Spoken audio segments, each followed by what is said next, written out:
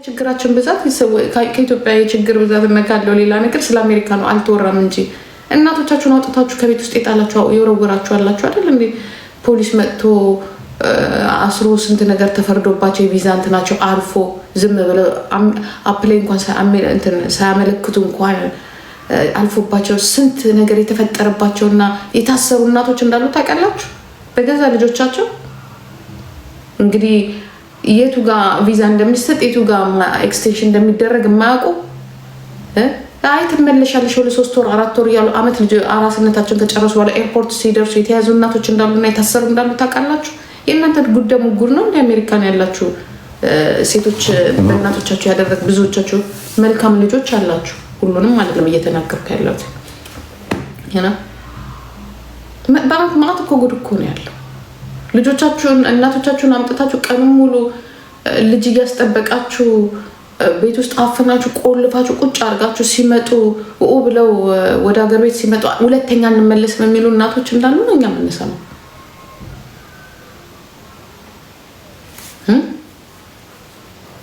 ይሄንን ተው ማለት ደግሞ እውነት ለመናገር ልጅቷ እንዲያው ዋው በሰርሽ ሊያ አደግሽ ነው መባል ያለባት።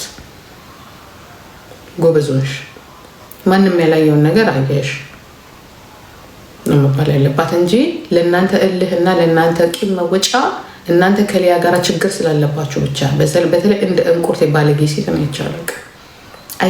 አይቻለቅ ያገኘሻን ጥቃቅን ነገር በሙሉ ልጅቷን ለማሰደብ ወይ ልጅቷ አንዳንድ ኢትዮጵያ ስለምትኖር ብቻ የኢትዮጵያ መንግስት ከአንቺ ጋር ተጣላች ብሎ እሷ ላይ እርምጃ የሚወስድ ይመስልሻል? አንቺ ላይም አልተወሰደም። የአንቺ አይነት አረመኔዎቹ ላይም አልተወሰደም። ባለጌ እኔ የሚገርመኝ እሷን ተከትላችሁ አብራችሁ ቁጭ ብላችሁ አለች። ደግሞ አንድ ነገሩ አንድ አይነት ዝፍዝፎች ናችሁ ሁላችሁ። አንደኛ ከባል የሌላችሁ፣ ሁለተኛ ስራ የሌላችሁ ደንቆሮች፣ የሶሻል ሚዲያ ሰበናፖች። የሚጎዳው ግን ኬዙን አምጥታችሁ ወደዚህ ደውዬላት ነበረ። አሁን ስለዚህ ልጅቷ ራሱ ከዚች ጋር ማውራትሽ ከእንቁርቴ የምትባል ጋር ማውራትሽ እንቁርቴ አዝናለው ላይ ይዛቸው የመጣቻቸው ኬዞች ከዞዬ ጀምሬ አፈር ገደሜ ነው የገባው። እንኳንስ ለሰው ልታዝን አይደለም ለራሷ ልጆቿን ማየት ያቃታት እንቁራሪት በሆዷም በጀርባዋም ሞራ ተሸክማ ጭንቅላቷ ላይ ሞራ ተሸክማ ብላ የምታወራ ሴትዮ ማን ከሷ ጋር እሷን ሰው ብሎ የሚያወራት?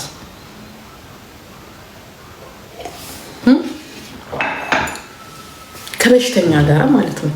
እሷ ከመጣች ነው ራሱ ቲክቶኩ የተበከለው በቫይረስ የተበላሸ በቃ ቫይረስ እንቁርት የሚባል ቫይረስ የገባ ዘላለም አለማን ብትቀጠቀጥ የማይገባት እንቁራሪት በሆዷ የምትሄድ በሆዷ የምትበላ በሆዷ የምታራ የረገዛ ልጆቿን ያልሰበሰበች ያልታደለች ባለጌ ማለት ነው። እሷ ትላንትና ይሄንን ነገር ባታመጣው እኛ ከትላንትና ወዲያ ማታ ሰምተን እስከናማሟታቸው ምን ያህል ክብር እንኳን ስላለ ለሴትዮዋ ሲባል ለእናትየው ሲባል እንዲሁም ደግሞ የሚያሳዝኑ እናት ናቸው። የሆነ በቃ ሁሉ ነገር በውስጣቸው አፍነው ፊታቸው ላይ ማንበብ የሚቻል ገባችሁ? ይህ ቤተሰብ ራሱ የሆነ በወንድ ራሱ ያልተመቻቸው ልጆቻቸውን ብቻቸውን ለፍተው ያሳደጉ አይነት ሴት ጀግና የሆኑ ሴት ናቸው። በነገራችን ላይ ግን የሆነ ሰዓት ላይ ማረፍ ነበረባቸው። በቃ ማረፍ ደግሞ እንኳን ባይሆን እንኳን እናቴን እኔ ከቤት ያላወጣት ነው የሰው ሀገር አምጥቼ እኔ ቢልልኝ ዘር ማንዘሬን እዚህ ቤት ውስጥ ባኖር ነው። እኔ በህይወቴ ከቤተሰቤ ጋር ብኖር ነው ደስ የሚል። እናቴን አምጥቼ ባዶ ቤት አርጅታ እኔ ዛሬ ልንገራችሁ እናቴ ከእህቴ ጋር ጦርነት ያለ ነው። እናቴ ስለደከመች እኔ ስለሌለው ቁጭ ብለሽ እናትሽን የማትጠብቂ ከሆነ ምንም ነገር በቃ ብዬ እስከ ዛሬ ድረስ እህቴ እንደፈለገች እንድትሆን እናቴን እንድትጠብቅልኝ። ምክንያቱም እናቶች ባዶ ቤት ይቆጨናል። አንድ ነገር ቢሆን ልክ እንደዚህ አይነት ነገር ቢፈጠር እድሜ እየገፋ ሲመጣ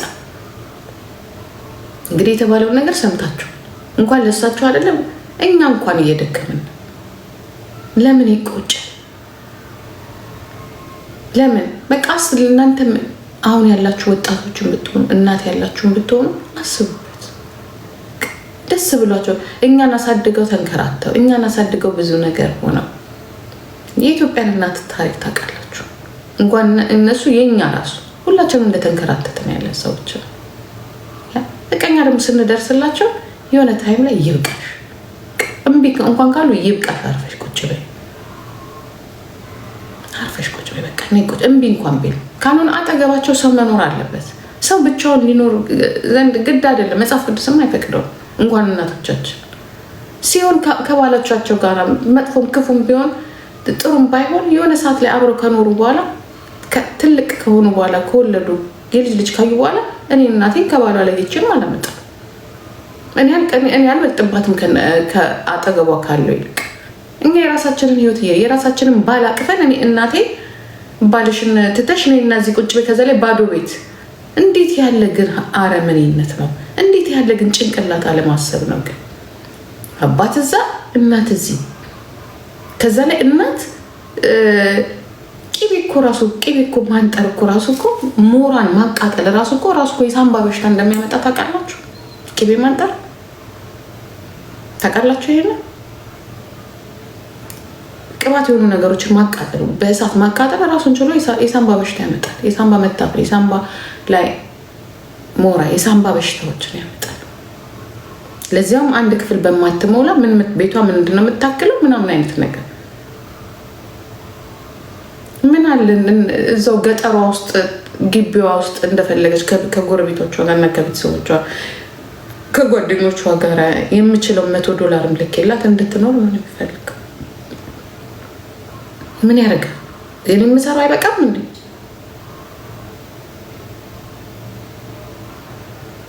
ከዛ ላይ በ60 ዓመት ሀበሻ ቤት ከወጣቶች ጋር እየተሯሯጡ ሀበሻ ቤት ከሚሰሩ ሰዎች ጋር እየተሯሯጡ እኔ የምሰራው ብር የት አባቱ ላይ ነው? ማን አባቱ ሊበላው ነው? እናቴ ካልበላችሁ ማን ሊበላው? አንድ ዳቦ ቢሆን ከእናቴ ጋር ከቤተሰቦቼ ጋር ተካፍዬ እበላታለሁ እንጂ ወጣት ከሆነ አፈር ከደሜ እናትና አባቴን ግን አላሰራም። እኔን ያሳደገች እኔን የተሸከመችው ለኛ የለፉት ሳያንስ ሀበሻ ቤት ወስጄ እናቴን በ10 እና $20 $15 በማይሞላ እናቴን ሀበሻ ቤት ላሰራ እኔ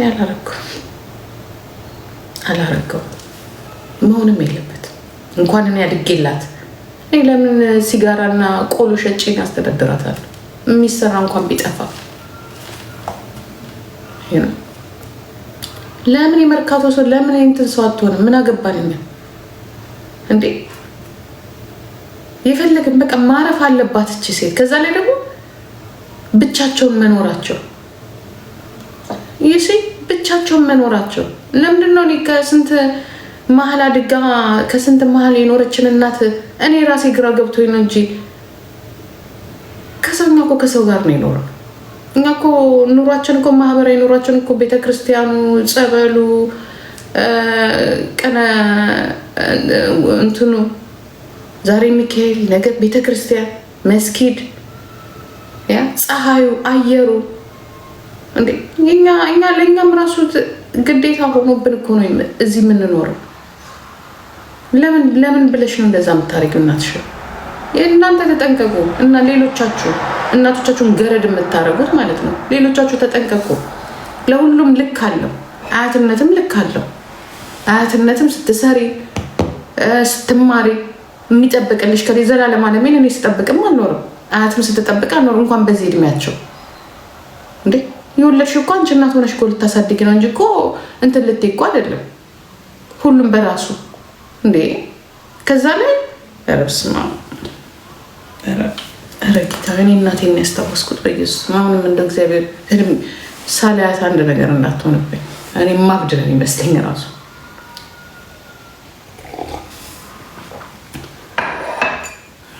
ነውር አይደለም እንዴ? ኖ ከቁሱላ ላይ እኔ እሷን እየነካኋት አይደለኝም። ከቁሱላ እያልኩኝ አይደለም። በቃ መቆም ካለበት ለምንድን ነው ታዲያ ጀሬዎቿን በሚዲያ ላይ እያወጣች በእንቁርቴ ሊያን የምታሰድባት? ይ ትቀንጠስ እንደዚህ ድረስላት እንደዚህ ይሁንላት እንደዚህ ፎርዋት ምን አደረገች ይላል። አንደኛ ቤተሰቦቻችሁ ሚዲያ ላይ አታውጡ። ታሪክ እንደዚህ አይነት ባለጌ ቆሻሻ ታሪክ ያላችሁ ሰዎች ያ አታውጡ። በቃ አትውጡ፣ እዛ ሁኑ፣ አትውጡ።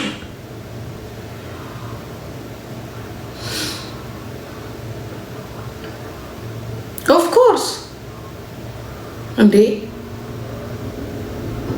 የቤቢ እናት እንዴ ነሽ? እውነት በጣም ነው የሚያሳዝነው። በጣም ኖ በነገራችሁ ላይ ሴትዮዋ እንዲሁ ቪዲዮቸውን ስታይ አልቅሱ ነው የሚሏቸው ያለኝ እኔ። ምክንያቱም እረፍት ያጣችን ነፍስ እንደሆነች ታስታውቃለች። በቃ እንዲህ ቀስ ብለው እየሳቁ ግራ የገባቸው ልክ እንዴት ነው የሚዲያም ሰው ስለሆነች የሆነም ውስጣቸው ቅጥል ያለ በቃ የደከማት ነፍስ ናት። ይህንን ጠንቅቃችሁ ወቁት። የዘላለም ጸጸት ይሆንባችሁ። እንዲያው የዘላለም ጸጸት እግዚአብሔር ይደክማል እኮ እኔ እውነት እግዚአብሔር እኛም እኮ የምናየው እኮ ነው። ልጅ ይዘን እኮ እኔ አንዳንዴ እናንተ ጋር እኮ የምመጣው እኮ እፎይ የምኮልል እኮ ነው። እኔ ልጄ ባይኖር ሳምሪ ራሷ ባትኖር የሚቻል ይመስላችኋል? በእኔ እድሜ እንኳን እኮ ነው የምላችሁ። መውደድ እና ልጆች መውደድ እንዳለ ሆኖ ከእንደገና እኔ ልጅ ጠብቄ ልጅ አሳድጌ ከእንደገና ቂም ያንጥሬ ጅንቶ ይገባላችኋል እንዴ? ለምን ብዬ ይህንን ነው የምነግራችሁ። እናት ስለሆንም ብቻ ሁሉ ነገር ለምንድን ነው የሚደፈደፍብን? ሁሉን ነገር ይና ማማ ክትፎ ሲጣፍጥ ማማ እንዴ አይጣፍጥ። አፈር ከድሜ ቢ አፈር ከጠኔ ቢ አፈር ከድንጋይ ያስበላሽ። እሷ ቆማ ከትፋ የጉራጌ ክትፎ ማለት ዶሮ ወጥ መስራት ይሻላል። እናቴ ቆማ ከትፋ ያንን ሁላ ምግብ እናቴ እንዴት ትሰራለች? እናቴ ጁንቶ አይብሉ፣ ጠንቅር ይበሉ፣ አይብሉ፣ አትብሉ፣ አፈር ብሉ፣ አፈር ያስበላችሁ፣ አትብሉ። ለምን ብዬ እንዴ ገና ለገና እናቴ ባለሙያ ናት። እኔ ጭኮ እንኳን ለምትሰራው እናቴ ጭኮ እንኳን ለምትሰራው የኔ እናት በምን እንደምክሳት እራሱ አላውቅም። በምን ምክንያቱም እሷ ጭኮ ካልሰራች ሌላ ሰው ሲሰራው ስለማይጣፍጠኝ እግዚአብሔር ነው እንዴት እኔ ምንም በረብስ ኧረ